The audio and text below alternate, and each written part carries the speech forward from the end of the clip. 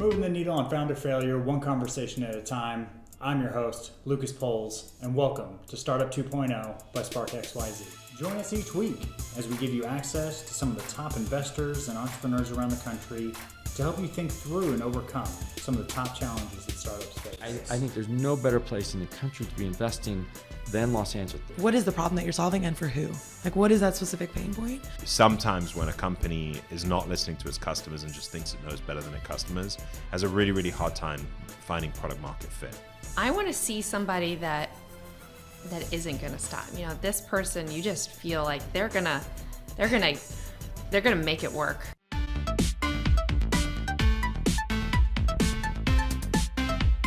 Today on the show, we have Carey Ransom, who's the president and founder of OC4 Venture Studio.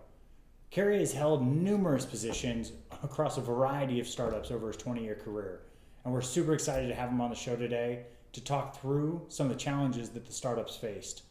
Carey, welcome to the show. Thank you. Great to be here. Yeah, really appreciate it. I know that you've traveled quite far to come here. Deep LA, as I would call this, right? Once you have to get off one of the gridded highways through Southern California and get on service streets for several miles, you know you're deep in. Yeah. Oh, it was definitely appreciated. Typically, the way that we like to start out is a little background about yourself, finding out more just kind of about you, and Sure. then we'll dive into OC4 and all the fun stuff that you're doing.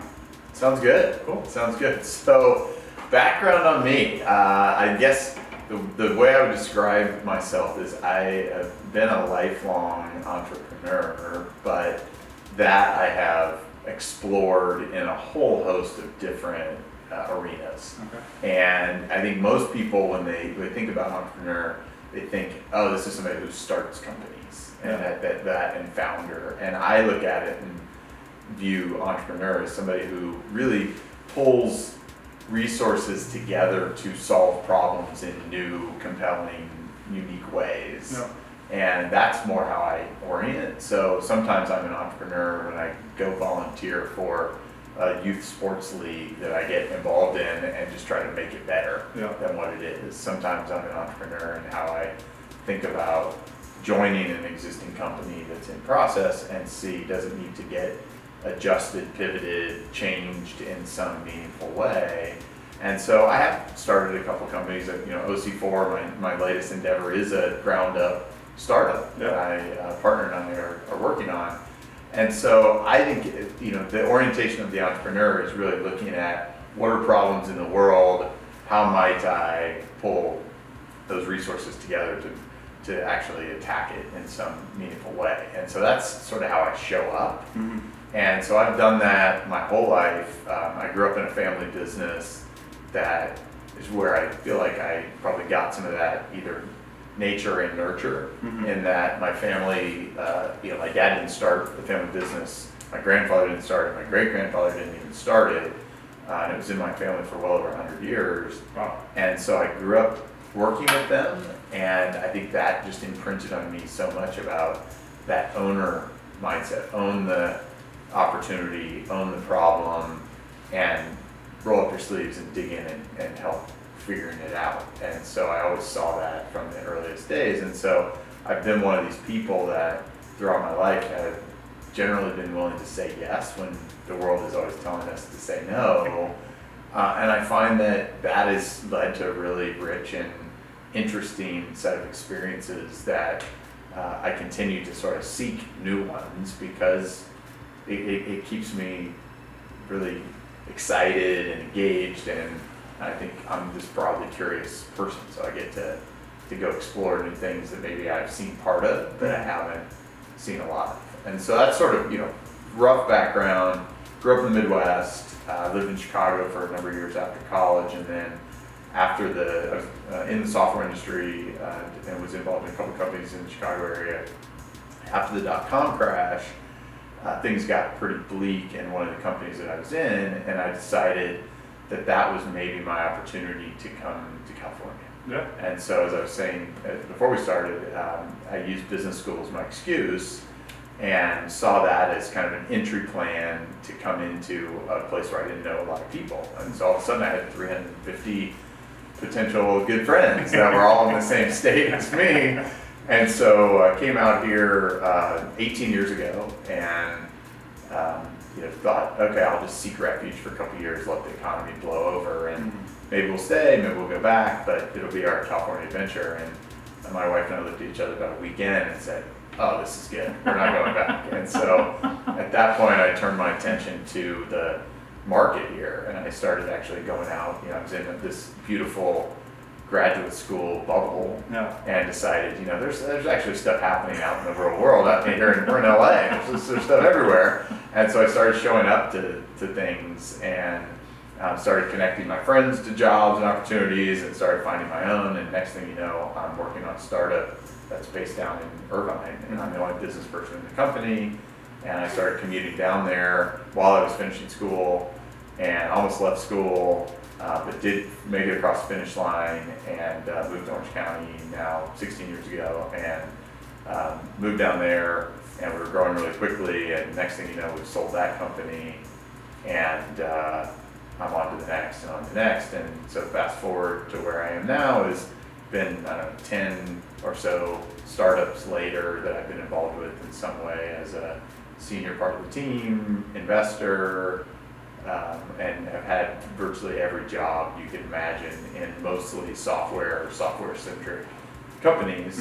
And so I built this breadth of experiences that I'm now realizing are probably as broad and varied as what someone could amass over a 15-year period.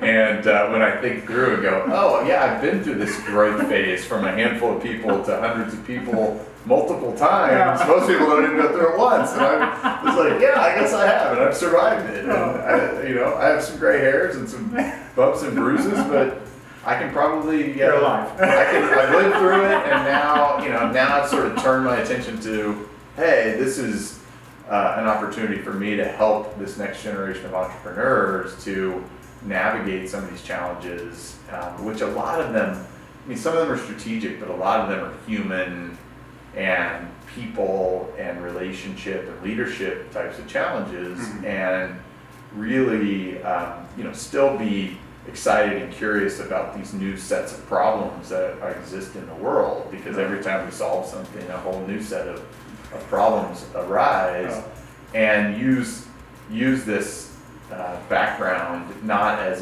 a playbook, but really as a way to connect and help advise, coach, roll up my sleeves, and get in the trenches next to people that have that drive and ambition to go build great companies, and do this now instead of serially one to another, really do it in parallel. And that's a big part of the thesis with OC4 is to welcome these folks in together and do it in community, which we think is healthier for all people involved and actually will lead to better outcomes. Nice. So, lot to unpack there. Yes. I definitely have a lot of questions around it. But before we dive into that, I would love to just find out a little bit more about OC4. The venture studio kind of name has, there are a lot of different, models for the venture studios. So we'd love to just kind of unpack how you're specifically approaching it and kind of what makes you different or the same as the other ones that are out there. Yeah. Sure. I spent a significant amount of time last year talking to and studying, I would say probably close to 20 different venture studios. So the idea of a studio was not really on my radar. I was certainly familiar with incubators and accelerators and other different programs. Some venture funds have a set of services that they will provide beyond just the capital. And as I really started to reflect back on how I've approached a lot of the companies that I've been involved with, I've oriented toward an entrepreneur that was really compelling, that I wanted to help. And I looked at myself as a force multiplier on the company by getting involved. And I would get involved with my capital by investing in the business, but I would also get involved with my time and my talents by coming in some role. And so my view, and I've said this for a long time, and so a lot of people that have worked with me over the years have heard me say things like company building is a team sport. and the best teams win. And so how do you get the right and best possible team you can get around an organization at those different stages? And what I've learned through a lot of these experiences is that there isn't just one way to do it, but that you want to get the best possible people you can. And often when you're really undercapitalized, or you haven't had experience in an industry or in building a company, you often just pull in the people that validate you, that are willing to say yes. And sometimes that works out, sometimes it doesn't. And so as we started really looking at the studio model, a core part of that was how do we really assist founders and entrepreneurs with the talent and team aspect, and believing that that was a critical part. I've had the good fortune of working with thousands of people in Orange County or in Southern California over the last 15 years, and thankfully most of them still like me and are willing to answer a call or an email. And a lot of these people are world-class talents, but they're very disconnected.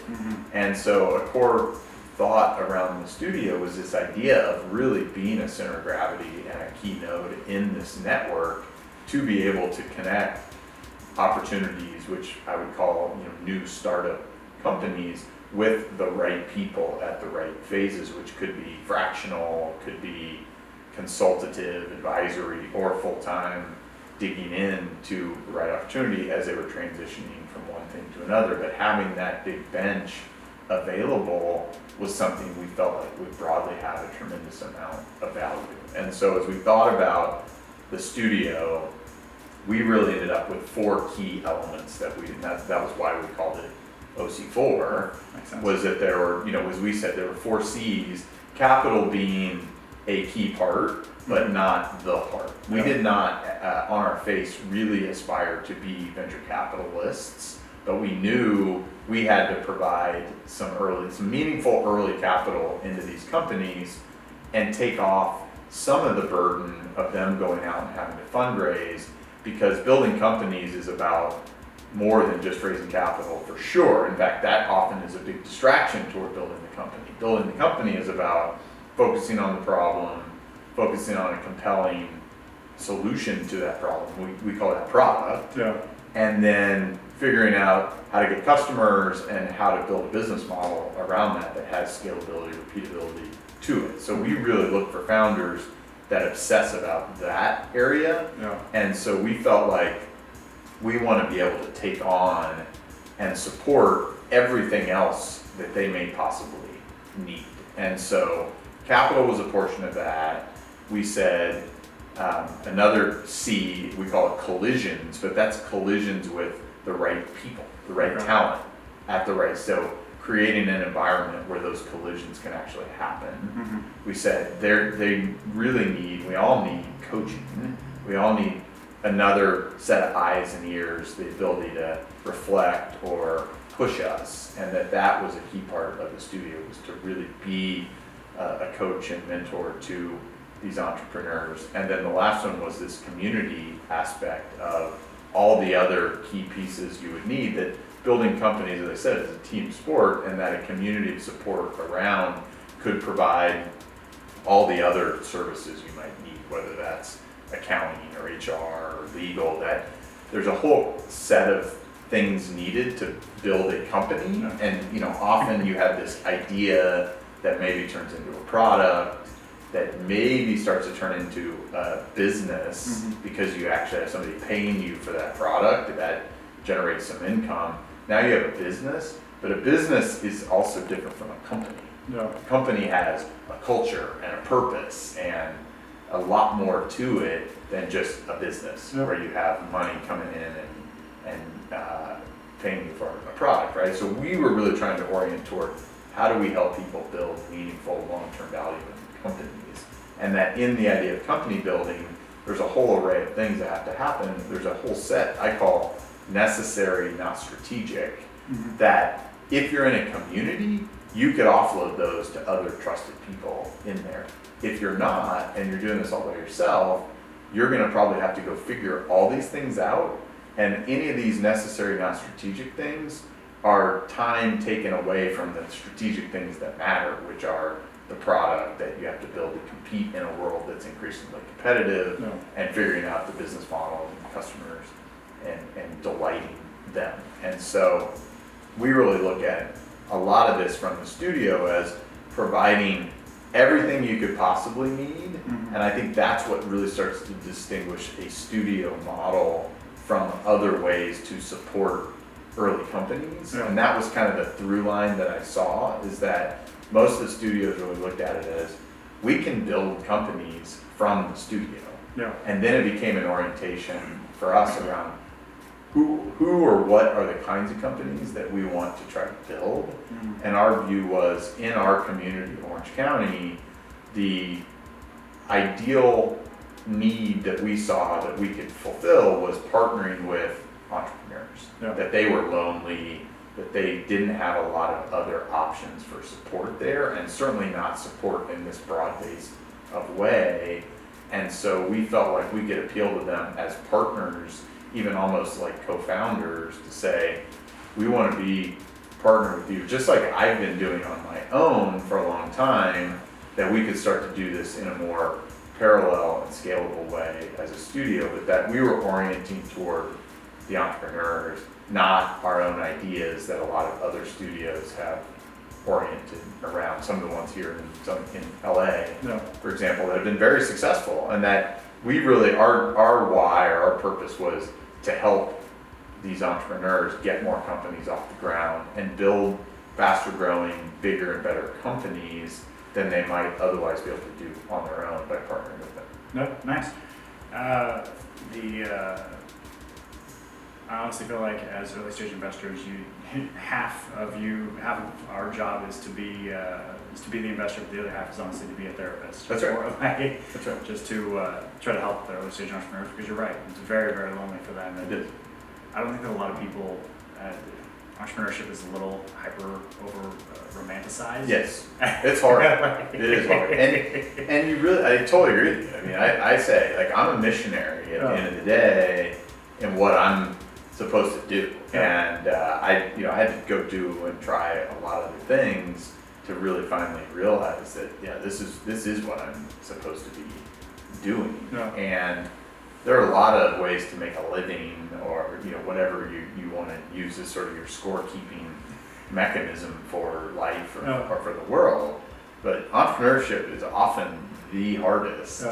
But you've got to really feel like a clear purpose or call to go do that. And I think it's incredibly noble to go try to solve problems in the world in a new and compelling way, and believe that you can do it better and actually create a real company around that. But it's hard, really hard. And you have to have a level of, I would say, like, you have to have a level of self-delusion Yes. to do it. And there's this whole, you call it the entrepreneur's paradox, but you have to have this level of confidence and self-delusion to go do it. Mhm. Because if you look at failure rates and data, it wouldn't make any sense. You go, like, rationally, this doesn't make any sense to do this, but I feel like I have to do it. Yeah. Like, I really have to do this. This is my purpose. And that's where I feel that sense of nobility. The paradox is, once you start having success, what you really want to do to succeed is you want to give that all away. You want to get as many other people to buy in and be owners of that thing with you and feel that sense of purpose and mission to go along with you. And they're probably never going to feel it at the same level, but you want to try to get them to feel it at as deep a level as you can, so they're as bought in, because that's how you really get that amplification of energy and excitement and momentum. And often, the delusion that enables us to start is the delusion that's the undoing as we try to grow, because we try to take credit, we try to control, we try to do all these things that aren't healthy and aren't actually as effective in how you motivate and lead and grow an organization. And so that, back to the coaching aspect of what we try to do is really to help them start to see that as early as possible, so they don't get in their own way. Because we all are really good at times of getting in their own way. No, it's true. So let's dive into this. I was actually listening to one of your another podcast that you were on, and you talk a lot about validation, and especially with the team, about bringing people that are excited about an idea that maybe are even close. They end up joining the team and ends up validating the idea for the venture, right? So my question is, with that, do you find that if you might not get the right people if you're grabbing people who are just validating the idea early on? Is it ever a concern that if you end up grabbing those people early on, that you will have a little more difficulty transitioning to a more hierarchical structure later down the line? So if I grab, say, someone like a friend or a classmate who is excited about it, can you give me your thoughts around that, especially as you make the kind of the transition, what your theory is behind that? Yeah, that's a really good question. So the way I would think about it is, in the early stages, you are just trying to find a little spark, a little kernel of, hey, there's some opportunity here. Yeah. This is a pond worth fishing in, and there's some fish in there, and we can serve a need at what looks like it could be a profitable approach.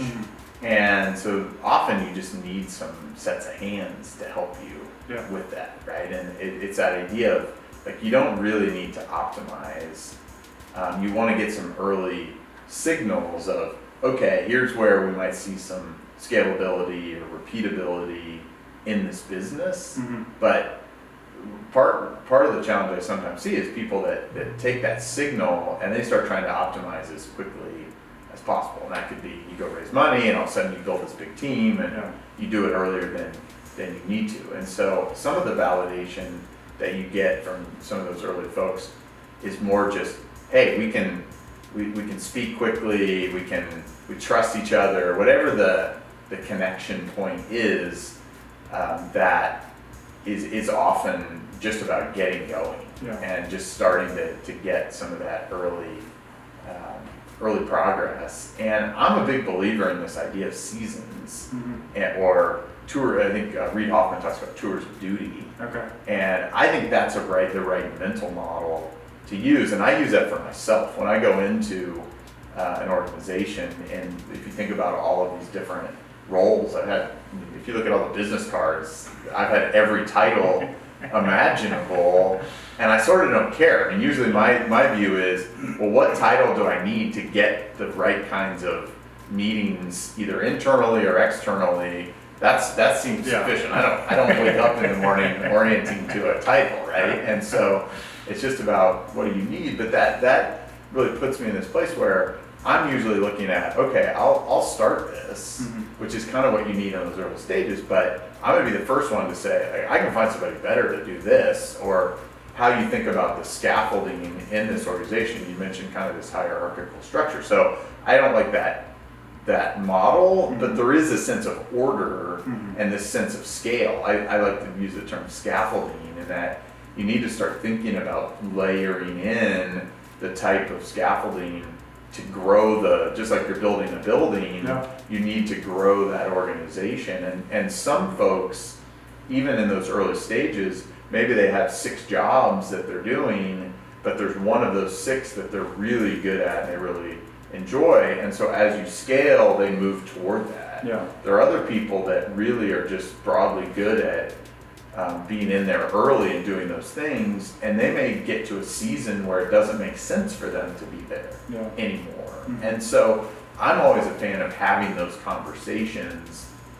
It doesn't happen nearly often enough, where usually you end up with a state where you weren't having these conversations along the way. You didn't have a vision for what the organization evolved into through these various seasons, and therefore people end up in roles that they probably shouldn't, either because they're not enjoying it, they're not good at it, they haven't been equipped to be successful in it, or you have these organizations that sort of weirdly evolve because you're evolving them around people as opposed to around order and efficiency at times when there is a point where you need to optimize. Yeah.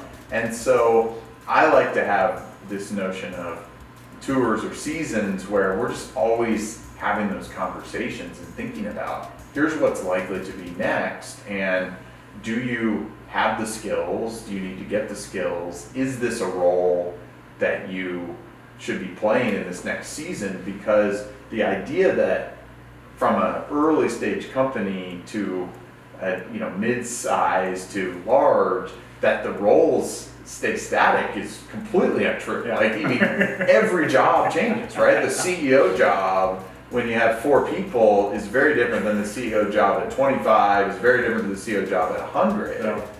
And that, like, everybody has to experience that, and really having that evaluation either of self or of the organization, and trying to figure out how to help people get into the right seats along the way, or is there even a seat anymore, and that's not a criticism of them. No. It just may be time to move to that next tour.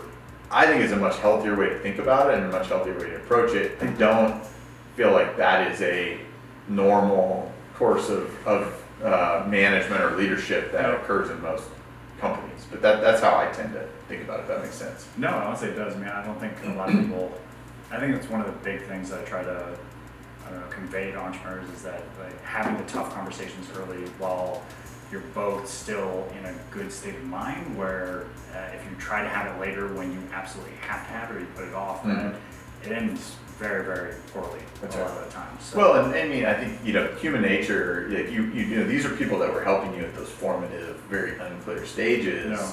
And there's a loyalty there. And I get it. There's a loyalty on both sides. And I totally respect that. But, this is now, especially as you start to raise other people's money and you have outside investment, there is a bigger, really, purpose that this is a group of people that now have a vested interest in this. And yes, you may have been the person who started it, but it's, you have an option at those early stages to say, this is going to be my company. I'm going to retain 100% ownership. That is an option. No. The idea that you're going to retain that psychological view when you've raised, and in some cases, like, raised enough money where you've given up control, and that's just a flaw. Now you're just thinking about this the wrong way, and you can still have a very purposeful, very missional company. And in fact, you could have many more people that are equity owners because they have options or they've invested in the company. You want all those people aligned and feeling a sense of ownership. And you have to give that away out of your ego and out of your approach. And sometimes that's where there's a challenge, and that same challenge can happen in the conversation with people that have been involved. Hey, you've done great. You've been here for 3 seasons of this. That's amazing. Look at the growth you've had. Look at the contributions you've made.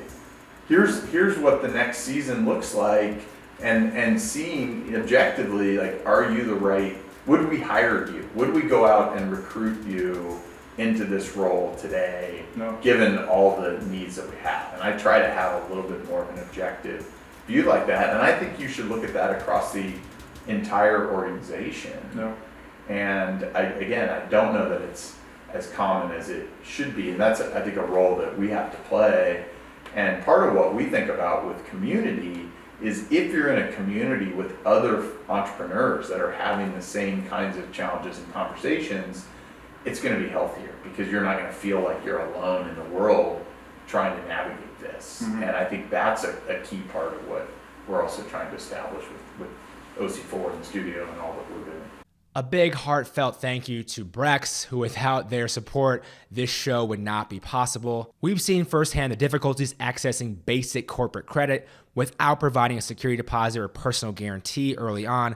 As companies grow, managing expenses has become more difficult and time consuming, which is why we've partnered with Brex to offer a corporate credit card that is not personally guaranteed, offers higher credit limits, provides auto reconciliation, and integrates with ERPs using receipt capture. Brex is the credit card of the startup ecosystem, and we highly encourage you to check them out. Let's talk a little bit more about your process for due diligence for bringing in a company into OC4. I know it's very difficult to try to evaluate early stage ventures, because you don't have a lot to go on. Sure.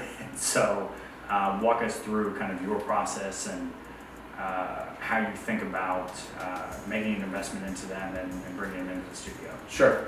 So we, as I think I was saying before we started, we haven't even been open for 90 days. So this is a very new, very new endeavor. We just this past week brought our first 7 companies that we're really excited about, most of which we're already invested in or will be shortly, and put them in front of a group of investors that came in to just see what we've been up to. And I think people were really blown away that we found this great initial group of founders. And I'm pretty confident that we could continue at that kind of clip of, call it 6 or 7 a quarter for the foreseeable future, if we think that is the right trajectory for us. We need to make sure we have the right infrastructure also following along to be able to make sure we're working with them at the level that we want. But first and foremost, we look at it as, do we feel like this is the right kind of founder that we can work really collaboratively with, that understands and orients around our team sport mentality, and that sees the broad value of our experience and the set of other folks and other capabilities that we can bring around them. And that's where we've seen a lot of the value, and that's helped us. The getting to know them has been a key part of our diligence process. So I say it's very much entrepreneur first. Second, we would say is, what is the core problem space that they're playing in, and is this one where we feel like we can be additive? So we're primarily focused right now on what I would call data-centric SaaS businesses, so things that have a really strong data orientation to them and a heavy software element, and that starts to lead toward things like AI, machine learning. It leads to B2B types of automation opportunities, and even sheer data companies where we may have a data asset that we're building because of this, that we believe the core business model might be licensing or selling the data off of it. And so that's kind of the rough area that we've tended to look in, and we've seen a lot of really great opportunities. And so we look at those and say, okay, is this a market we believe is the right kind of market that has a need, has an opportunity? Do we have the ability to add value there? Whether that's we already know customers, we already know partners, we already know talent. Where are the places where I talk about this? How do I create unfair advantage? Are there ways that we can help really accelerate early traction and growth? And so that's one. And then the third, I would say, is, do we feel like them around in the studio is additive to the overall community and culture and ecosystem that we're trying to build? And so that's a key part of how we think about these, or the entrepreneur, does it fit with our model and the opportunity set that we see? Can we be additive? And then do we feel like they're additive into the overall? And the reason I think of it under those is because we don't subscribe to the model of, you're going to pick 12 and one's going to really be the winner. We say, like, we think all of them, if we have 12, all 12 should have some amount of value. And by being in community together, we're going to see cross-pollination opportunities. We may see situations in the future where we combine companies because they fit nicely together. For example, we've seen several businesses early on that have to do with the talent, employment, future work sort of space, whether it's data companies around that, software to enable people that are in that.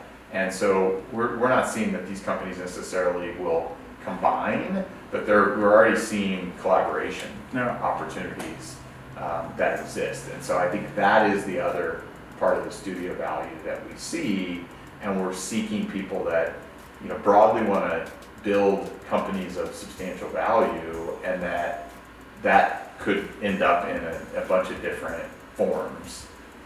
And so we've seen early on that the diligence process has sort of not been hardened yet, but that it seems to be working in that we're seeing a group of people that are oriented and not the lone wolf Yeah.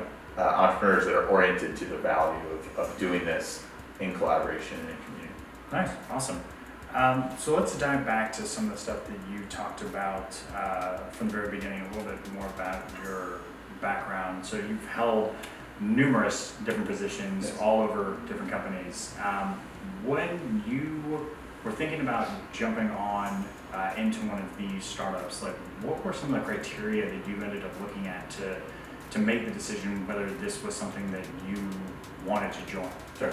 Yeah, it's a great question. So I think as I look back at my career, a lot of it has been similar to the orientation of what I just described as the diligence that we're doing at OC4. So I would meet this founder, and not surprisingly, founders that are really passionate about an idea or a new business can be very convincing, because that becomes, they wrap themselves around this and get super excited, and they want to convince others to get involved. And so I've ended up working with a number of very charismatic founders that got me excited about a problem space that they were working in. And so I would start to wrap myself around that and go, okay, is this an area of business that I really want to be involved with? And is it the right business and the right timing? Another part of our diligence process at OC4, and also a personal one, has been it's kind of this why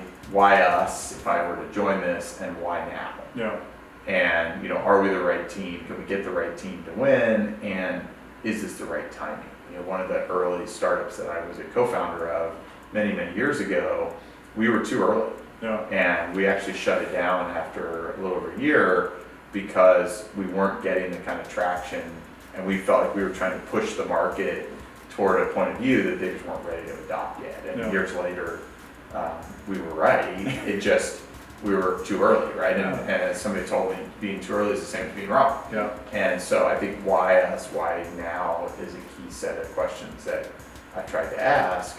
And so then for me it was, is there an opportunity? Is there a need, right? If the organization has a few people in it, is there a role for me to enter that makes sense? Mm-hmm. And so I've come in a very market-facing role, whether that's sales, marketing, biz dev, sort of, on the market-facing side, or is there a core internal need like product or marketing where I could play a key role in helping to establish some of and so if there was that need and I really believed, then I felt like that was really what helped define a lot of why I joined. I've been somewhat challenged in that. I would say, I have a lot of friends that are recruiters, but they've really never helped me because I don't make their job easy. Yeah. Because I don't have this is your fill in the blank, VP of marketing, VP sales, COO, CEO, CFO. I mean, I've had all those roles.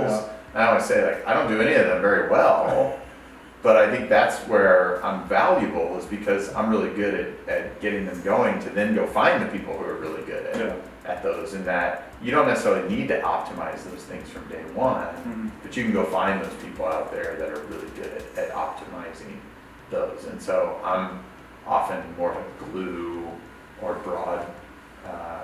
broad thinker across an organization, and understanding how these things might fit together through various stages. And so I haven't had a resume in the entirety, almost 20 years since I've been in California. I've had people ask me for it. I just said, if it really requires that, I'm probably not the right fit. And so it's been a lot more relational, and me just, can I see where this business is going, that it fits my values, that we can build the right kind of culture and get the right group of people around this to win and go build a compelling company. And it's worked out well enough that, continue to do it. Yeah, no, awesome. I am curious, one of the roles that you ended up jumping into was, you said a team full of mainly technical talent, right? So how was that, I guess, transition being the first business person Sure. in there? Because I feel like technical and business sometimes there are challenges understanding because of both different languages. And so how did you navigate being kind of the first and showing them different processes around like, hey, for this and this and this, we have to do it this way, even though you might have been doing it Sure. this way before. Yeah, and you got to remember, in this case, there were 3 other people there when I got there. Yeah. So it's 3 engineers, and one was the founder and the CEO. Mhm. And when I met him, he had a great product Yeah. and 1 customer. And he was looking for a quote unquote VP of sales. Okay. And he was, I think at the time, looking for somebody who was far more experienced in selling Yeah. than I was. But as I quickly tried to convince him, I said, look, if you're looking for somebody with 20 years of sales leadership experience, they probably haven't picked up the phone and called a customer and Yeah. done a cold call or really sold in quite some time. And so back to what I was saying earlier is like figuring out like what are the real needs you have at this point in time, and do you have the right people to do that? Yeah. And it's easy to think, oh, I need to get a resume. I need to, and I said, I just think we need customers Yeah. at this point. Because you have 1, which is great, it's better than 0. Oh. But I think I can maybe leverage that 1 to get you the next set of customers. And so it wasn't that hard in the beginning because I made it easy. One of the hallmarks that I tried to employ is to make myself as easy to do business with as possible. Mhm. And so in the case with him, is I said, look, I'm a student full time. I'm living on ramen, essentially. And my wife's a teacher. So I'll do this on a handshake for equity because I think I can help. And if I can help, this probably could be worth something. Yeah. Right? And so I tried to make myself as easy as possible to say yes to in that case and say, look, proof's in the pudding. If I can help get you more customers, then this thing could be really interesting. If I can't, maybe I'm not very good. So I'm definitely a believer in betting on myself, but also could be a flaw in the business. So either which way, like if it wasn't as easy as I thought it might be, then that might be a flaw in the business. I may not want to be there anyway. So I feel like there's a lot to be learned in doing that in those early stages. And so what I did is I just have to prove that there's an ability to get more customers. Once I really started to do that and we started to see some forward progress, then my conversations with the technical team were really positive Yeah. because I could say, hey, I just talked to these 3 companies and this is what they're asking for. Yeah. And so then my ability to influence the product roadmap was very credible because it wasn't my opinion. This was coming from the actual market. And so they were very open to that. And so we started to establish a very high trust relationship. And they weren't minded, and I think you have more of a problem maybe even today than this was a number of years ago, where they weren't minded of this, we're just going to build it and they're going to come. Okay. I think there is some of that you get at times today where people feel like the product will sell itself. Yeah. And there are some cases where a great product can really help do that, but you still need to figure out how to get in front of the right people at the right places. And so as I think about it, this sense of quote unquote go to market, there's a lot of different ways you can go to market, but that you still do generally have to go out Yeah. in some way, and often the really build-oriented, minded person may not be comfortable or capable at truly going out into the market in some way, whatever that may be. And so in that case, it ended up being a great partnership. Yeah. We built a pretty efficient revenue machine, if you will, that had a combination of outbound marketing to bringing them in to sales. Yeah. And we exited the business very, very quickly, faster than I ever even realized we would, and probably even looking back that we probably should have, but we had a great outcome. So Nice. it's hard to be critical of it, but I think that's what also gave me much more confidence. So I'd worked with engineers prior, but after that, it gave me a lot more confidence even to work with engineers and understanding what got them excited to make a change in direction. If they thought this is what we need to build, they were open to the input when it came from people who were actually going to buy it and use it. Because at the end of the day, I think what I quickly started to realize is that most people who build stuff, they don't want to build it to just sit there. Yeah. They want to build it to really solve a problem that people use and derive value from. And so if you're showing them hey, by doing this, you're going to increase the value, increase the satisfaction of customers, and increase usage. They're usually pretty resonant. Yeah.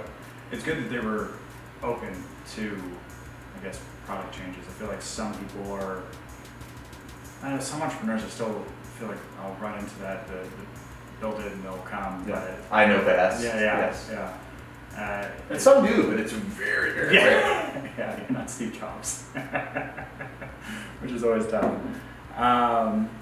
Awesome. So let's dive a little bit more into. You talked a little bit about family business. I'm always fascinated with family businesses there's such different dynamics within a family business, and compared to just either a lifestyle or a VC backed one, that there are a lot of challenges because you're not just dealing with the employees or with the CEO. You're also dealing with the patriarch of the entire thing. So walk me through maybe some of the challenges that you ended up seeing, and maybe how they were avoided, or maybe some of the different firewalls, I guess, that you might have put up to try to, I don't know, shield the different relationships within the business. So, as I mentioned earlier, I grew up in a family business, multi-generational business, and a lot of what I learned about business, about life, about professional relationships, customer relationships, I feel like it all goes back to my early childhood and growing up in this business. And I probably started when I was 10, and it started with me, going to breakfast on Saturday mornings with my dad, and then I'd go to the office with him and or the store, and give me odd jobs. It was I just wanted to be around, and say, hey, go clean up this mess over here, or go file this, and I just I sort of got to show up, and I think it can go one of two ways, and it's easy to be the boss's kid and take advantage of that, and I'm sure I did at times, but I always had that view of I want to earn my right to be there, right? And I want to learn as much as I can from the people who are there, and so somehow that just got unlocked in me to sort of feel this need to prove myself. Yeah. And that as I got more and more time there, I got more and more responsibility, and I got to see the full scope of the business. And I think part of why I didn't rejoin the business is because I just had a different ambition for what I felt like the business could be. And as I told my dad, I said, I think we're probably going to drive each other crazy if we work together, because I don't want to do what you've done for most of your career to date. So I'm going to try to push us to places to where I don't have to do that. Yeah. And that's probably going to make you uncomfortable or drive you crazy. And I don't want to do that, but I also don't want to be driven crazy by you for not letting me do that, right? And so I think that was, somehow a moment of clarity that I don't know if I've had it since, but I just realized that it probably wasn't a good fit. And so I think just like any business, when you add family on top of it, there's just so many dynamics that can be amazing. I mean, the level of trust, the really compelling thing about our family business is even the people that worked there were extended family. And we had people that they worked there their whole careers, and then their kids worked with us their whole careers. Wow.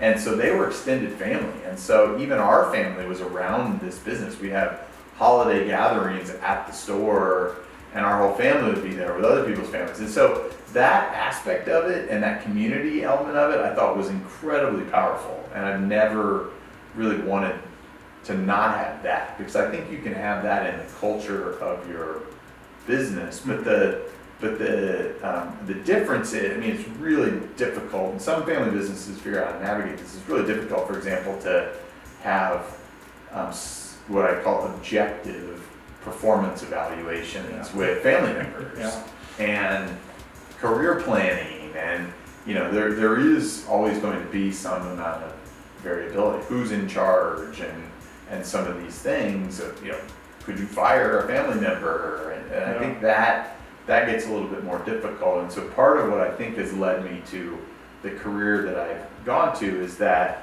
it just feels like a venture-backed company can still have a lot of excitement, a lot of purpose, a lot of culture, that has a little bit more of a objective end game that it's trying to achieve, with outside investors putting some professionalism and expectation on it. And I think that I felt like, got me somewhat close, but also a different pace. And maybe, if I really psychoanalyze, maybe, the fact that I've done so many of these is this, I was so embedded and attached because I was born into this family business. Maybe this has allowed me to be a little bit more detached, even though I've been the crazy one who's literally written checks and invested in these companies to sort of attach me to it and force me to be, a committed owner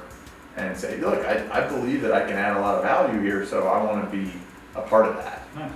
Awesome. So family businesses are a really interesting dynamic, and I've wrestled with, do I want to try to establish one for my kids to have that experience working with them?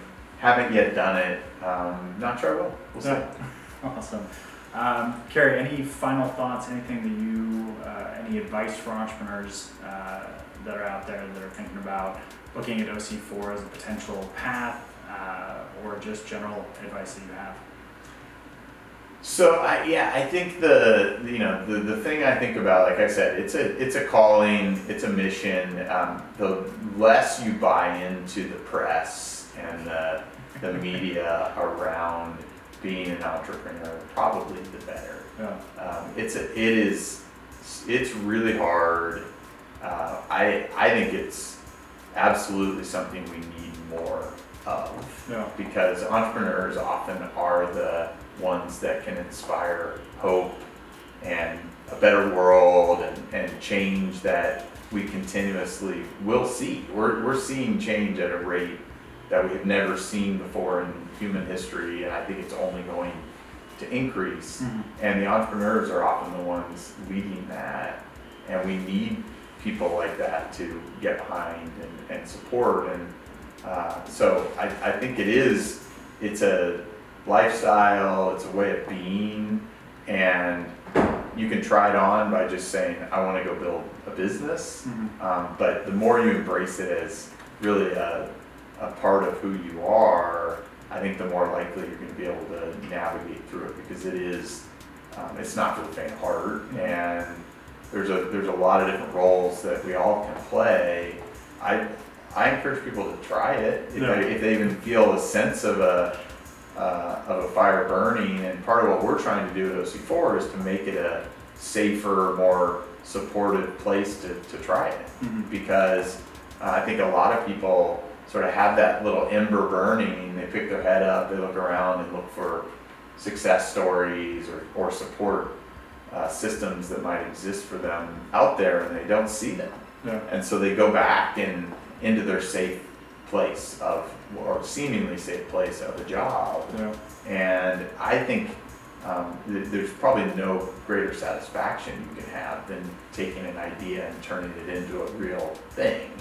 And so that's what gets me really excited when I get to be part of doing that, and why I keep going back for more, even though I don't have to be the founder, right? And I don't have to wrap my entire identity into that. And I think that's, the last part I would say is, if you feel like maybe you should go do this, explore it, lean into it, but don't let it define who you are. We're all way more than this company that we started, and find people around you that will remind you of that, because I think it can get, being really excited and committed and working hard is critical to being successful and starting a business, but wrapping your whole identity in it, I think, can be really unhealthy from an emotional standpoint, from a psychological standpoint, even in the potential success, in that you're not going to probably be as objective, you're not going to welcome outside input that may be really helpful to creating the best possible company that you can. And so finding that support system around you, people that can help remind you that you're way more than just this company, is really, really important in my opinion. Great advice, honestly. And Carey, where can people reach you? So you can find me, I'm pretty active on LinkedIn, so you can always find me on there. You can also go to OC4V, as in Victor.com, and I'm on email, or you can contact us through there. So try to be, as I said, try to be easy to do business with, and generally speaking, pretty easy to find. I try to be as responsive as I can be. So thanks for having me, and really fun conversation. No, really appreciate you coming on the show. Thanks again. Absolutely. Yes.